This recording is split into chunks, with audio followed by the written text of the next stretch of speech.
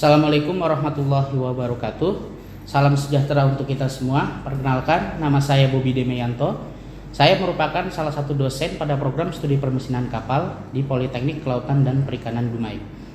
Saya memiliki latar belakang pendidikan S1 pada jurusan Teknik Elektro dengan peminatan arus kuat atau Teknik Tenaga Listrik di Universitas Trisakti Jakarta. Kemudian pendidikan S2 saya adalah jurusan Teknik Elektro dengan peminatan Manajemen Tenaga Listrik dan Energi di Universitas Indonesia Jakarta.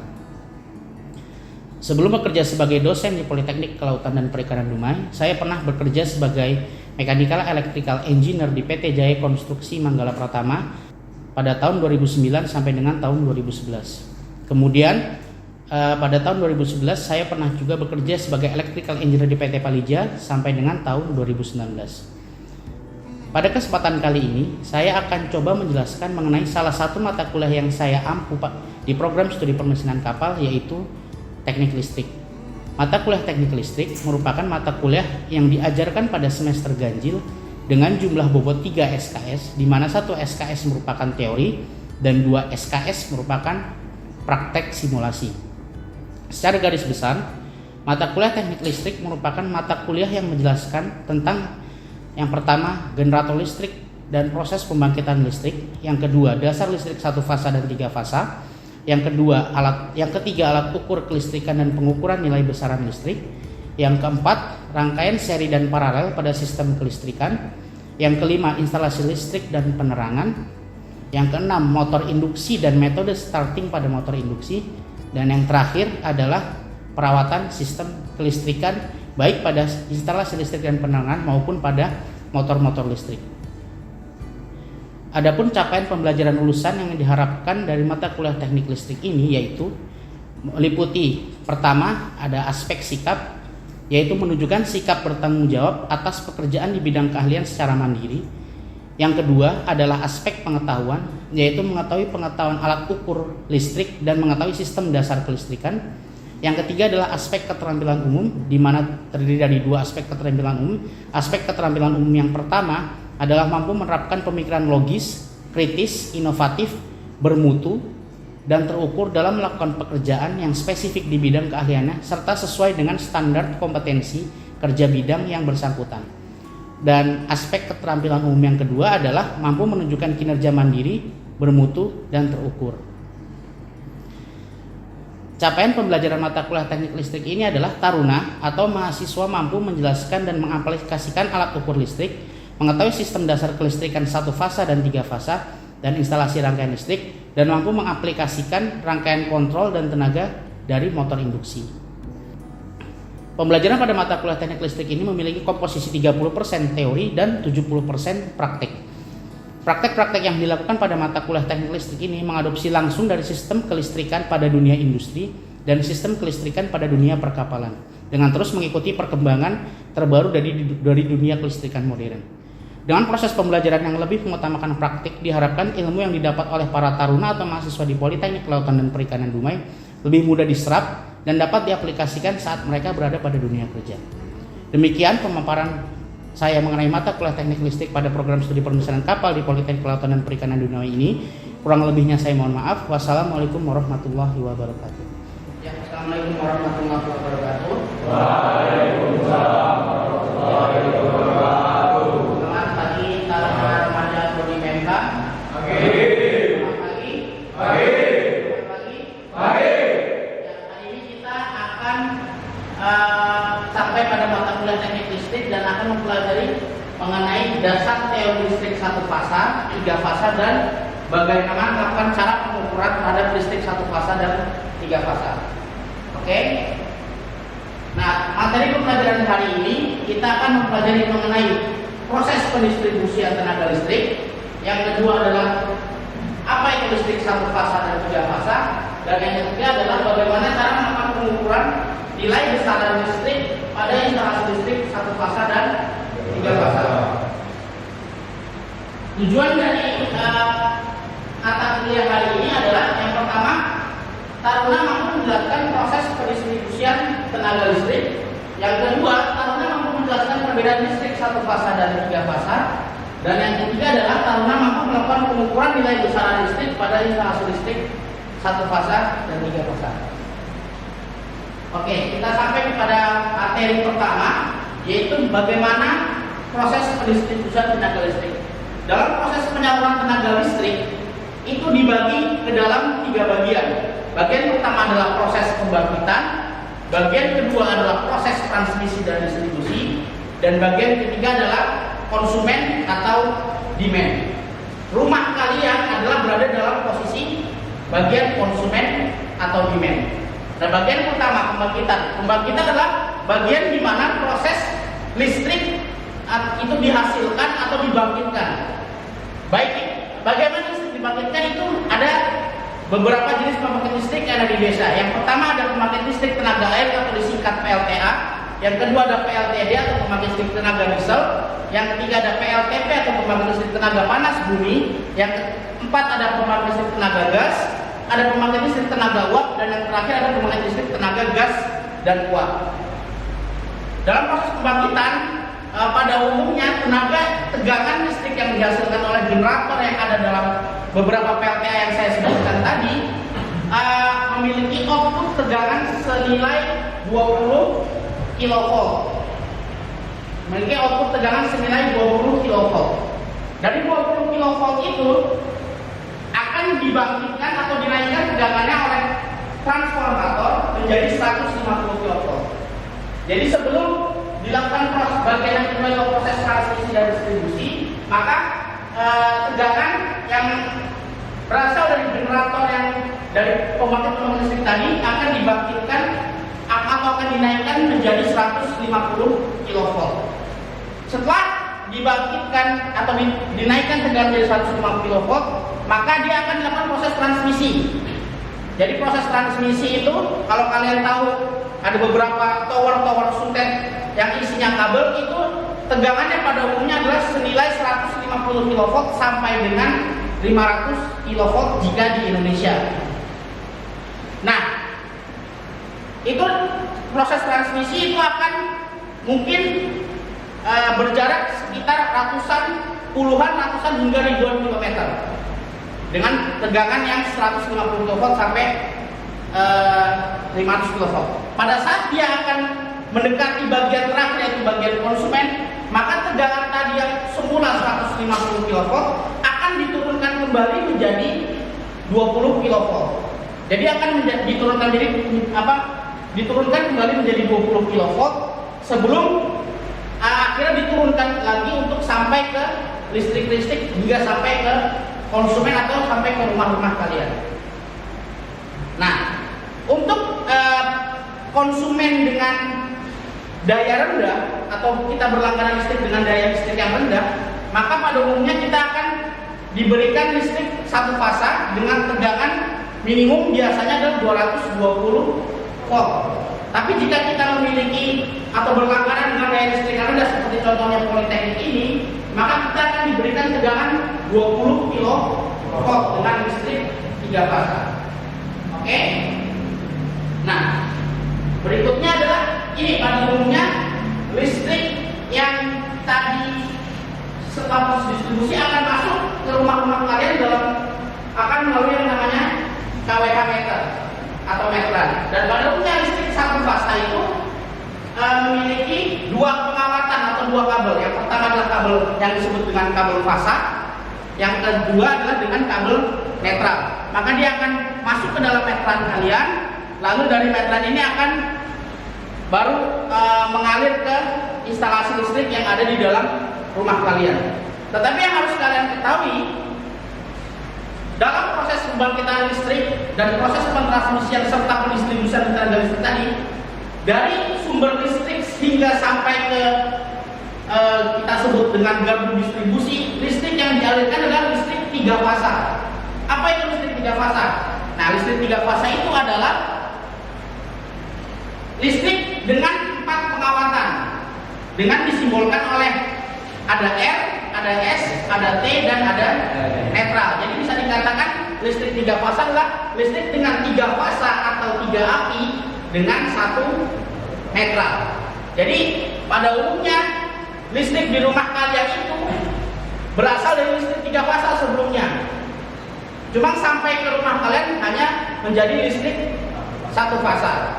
Lalu gimana cara merubah dari 3 fasa yang semulanya 3 fasa menjadi 1 fasa?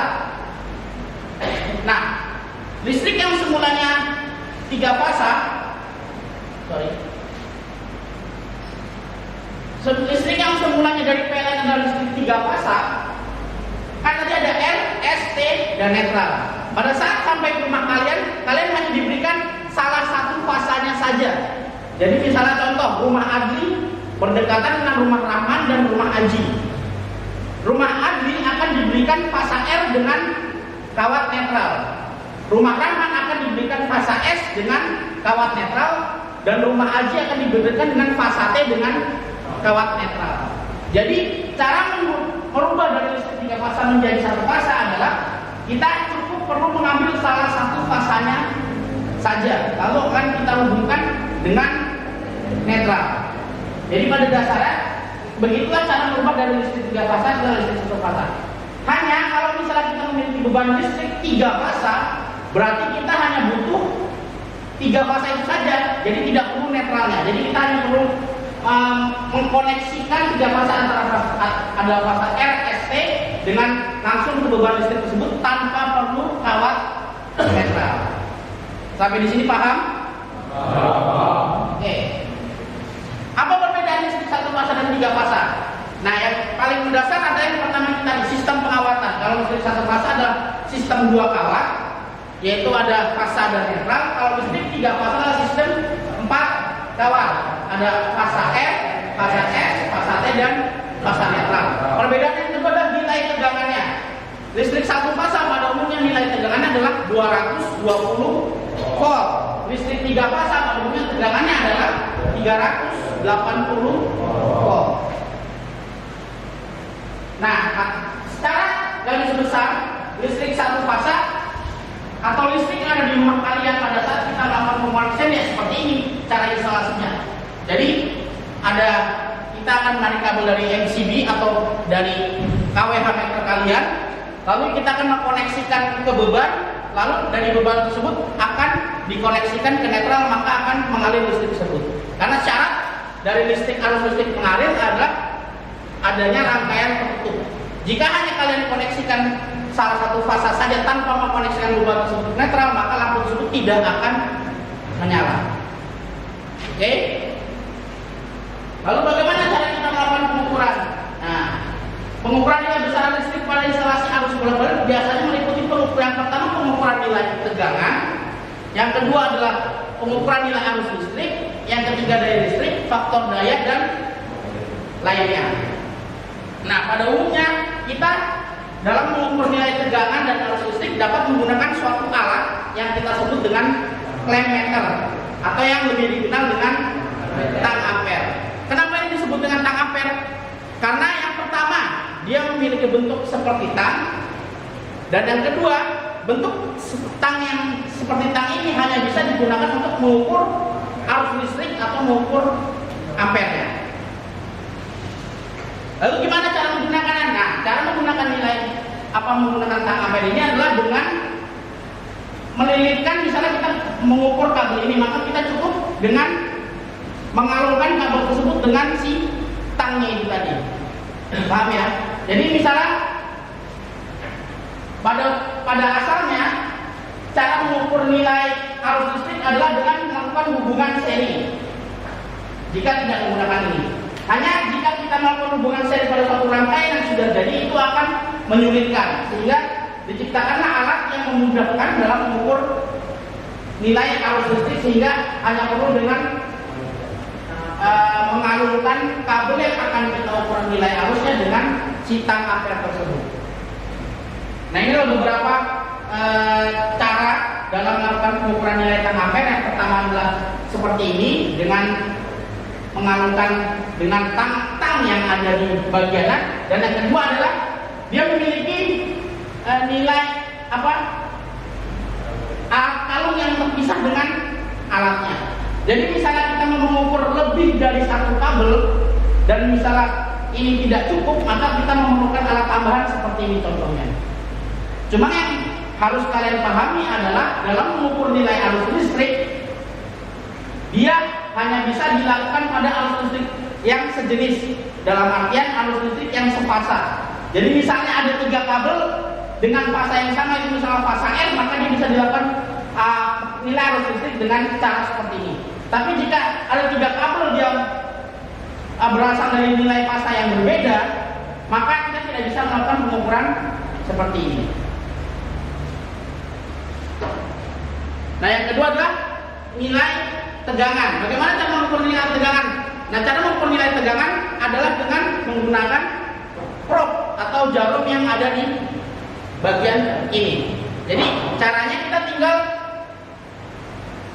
menggunakan jarum tersebut pada terminal yang akan kita ukur. Jadi misalnya kita ingin mengukur seperti contoh di gambar ini, kita ingin mengukur nilai tegangan antara MCB ini dan MCB ini, maka kita cukup menusukkan bagian yang satu pada MCB 1, jarum yang kedua pada MCB yang kedua.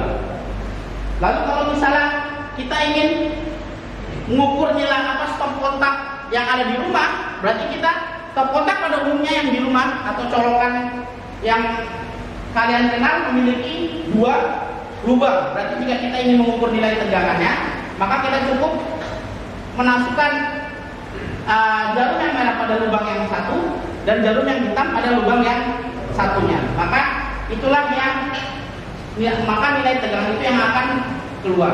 Oke, sampai ini dapat dipahami. Maka kita akan langsung praktek bagaimana cara melakukan pengukuran 1 fasa dan 3 fasa.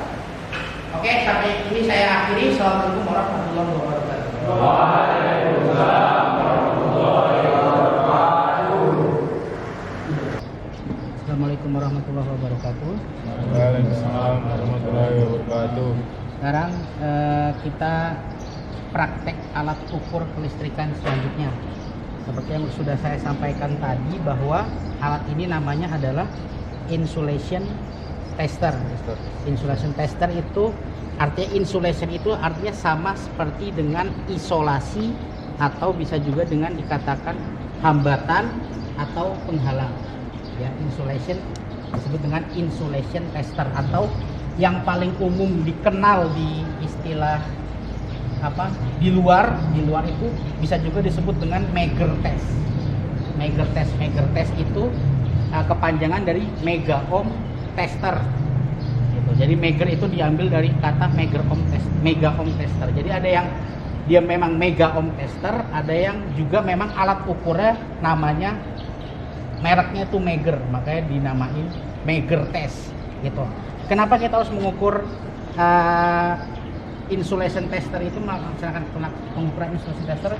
Yang pertama, kita ingin mengetahui nilai insulasi pada suatu kabel itu atau pada suatu instalasi listrik itu masih baik atau tidak.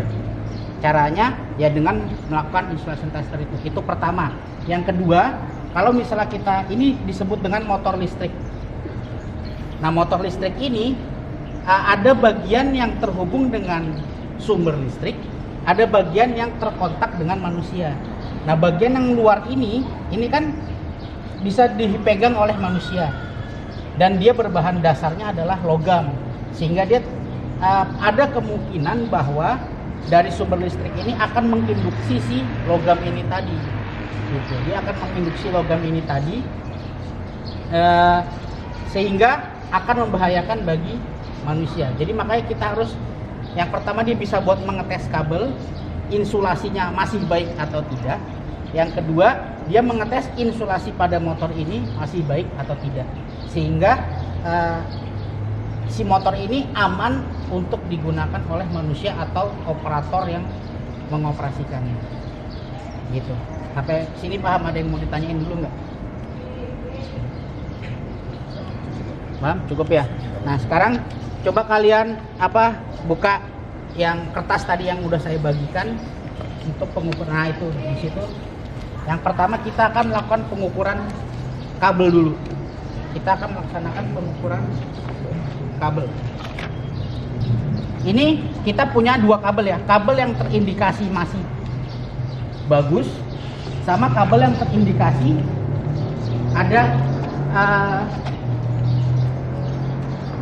ada cacat di tengah nih kan, betul nggak? Kita pengen ukur nih cacat ini apakah masih baik atau tidak. Cuma ini kita ukur, ini kan ada terindikasi cacat di tengah-tengahnya. Nah, kita pengen ukur nih kira-kira masih bagus atau tidak. Nah, untuk kabel sendiri atau untuk instalasi listrik, standar minimalnya adalah nilai minimal yang didapat itu harus 0,5 mega ohm. Nilai minimal adalah 0,5 mega ohm. Jadi kalau misalnya suatu kabel nilai pengukurannya di bawah 0,5 mega ohm, yaitu direkomendasi untuk harus dilakukan penggantian kabel. Cuma kalau misalnya dia masih di atas atau sama dengan 0,5 mega ohm, maka terindikasi kabel itu masih layak untuk digunakan menurut standar yang berlaku di Indonesia. Sampai sini paham ya? Nah, cara penggunaan alat ini gimana? Nah, ini alat ini ada di sini disebut dengan alat insulation tester. Ini yang kita gunakan merek Kyoritsu dengan model 3005A. Di sini sama seperti alat ukur yang kalian gunakan di multitester atau tam ampere, dia tetap ada dua jenis, yang satu dengan jepitan, yang satu dengan jarum. Nah, itu bisa ini. Nah, cara penggunaannya gimana? Yang pertama, kalian tulis di itu kalian, kita lakukan pengukuran ke semua kabelnya. Jadi yang pertama kita mau mengukur nilai insolasi antara kabel coklat dan kuning, coklat dengan biru, sama kuning dengan biru. Nah, misalnya contoh, saya mau mengukur antara coklat sama biru. Berarti ini kita jepit. Nah, ini kamu iniin ke biru. Nah, di alat ukur ini kita itu melakukan penginjeksian tegangan. Jadi kita menginjeksi tegangan ke si kabel ini. Menginjeksi tegangan ke si kabel ini. Nah, tegangan itu dari 250 volt sampai dengan 1000 volt. Gitu. Jadi kalau misalnya nilai tegangan kerja kita 220 volt, berarti kita harus pakai tegangan uji yang 250. Cuma kalau tegangan uji kita 380 sampai 400, berarti kita pakai tegangan uji di 500 atau 1000. Paham ya? Sampai sini paham? Nah, kita tes ya. Kita coba ke 500, caranya kita ini ke 500. Udah, ini bagian konduktornya jangan dipegang ini. Kamu tanganmu jangan ini. Oke? Nah, habis itu kita pencet.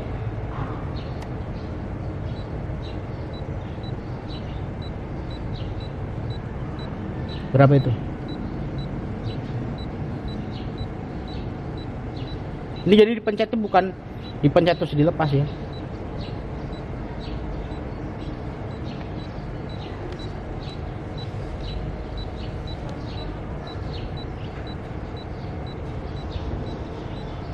Ini tapi indikasinya berarti kalau tadi nilai minimalnya berapa?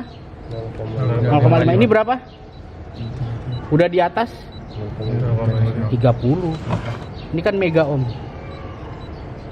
Berarti indikasinya dia masih baik. Gitu. Paham ya? Nah, sekarang ini kita matiin dulu. Terus kita mau ukur antara kuning sama coklat. Nah, sekarang jarumnya ke situ lagi. Masih baik. Sangat baik. Udah? Nah, terus sekarang antara coklat sama biru. Tadi kan juga coklat. Lihat lagi.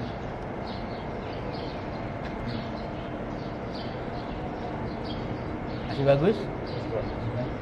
Nah, berarti kesimpulannya adalah meskipun dia kabelnya terlihat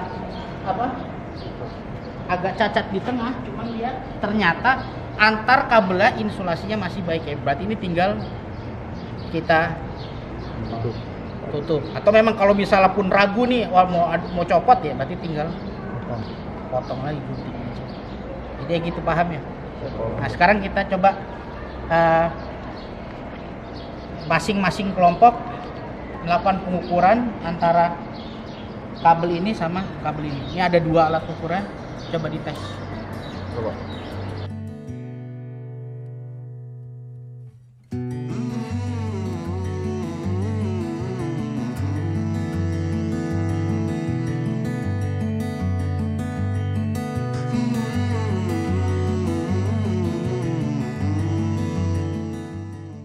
tiga fasa, salah satu contohnya adalah motor listrik ini nih. Dia cuma tiga kabel aja yang masuk ke sini. Nah, kalau motor yang kita ukur adalah antara terminal dengan ground.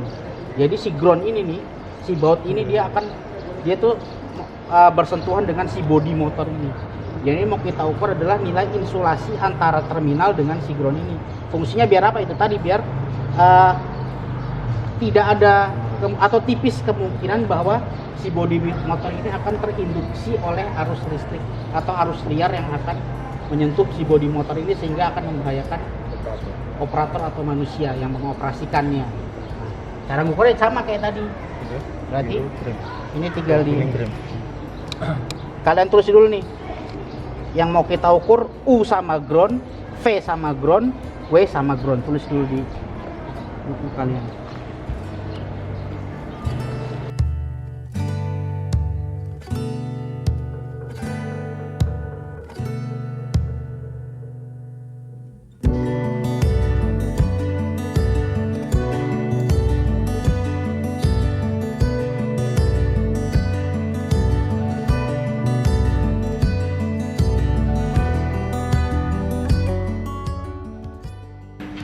Assalamualaikum warahmatullahi wabarakatuh. Waalaikumsalam warahmatullahi wabarakatuh. Hari ini kita akan melanjutkan praktikum pengukuran teknik.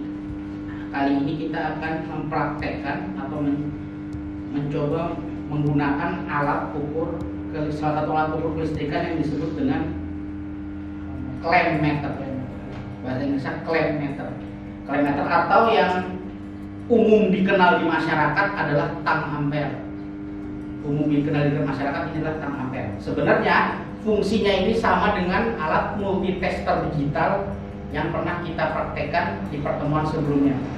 Fungsinya sama karena dia bisa buat mengukur tegangan arus bolak-balik, tegangan arus searah, nilai hambatan, dan dia salah satunya juga bisa mengukur arus listrik, arus bolak-balik.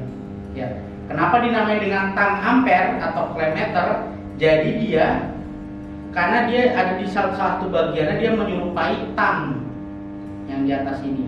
Dan kenapa dinamai tang ampere bukan tang voltage atau tang ohm? Karena yang bisa digunakan oleh alat yang seperti tang ini hanya untuk mengukur nilai arus listrik dengan satuannya ampere. Jadi kalau untuk mengukur tegangan atau mengukur hambatan kita tetap menggunakan jarum atau probe-nya. Paham ya sampai sini? Jadi kalau misalnya kita mengukur ampere berarti kita arahkan ini ke A, maka kita tinggal jepit dan akan keluar nilainya. Gitu, paham ya?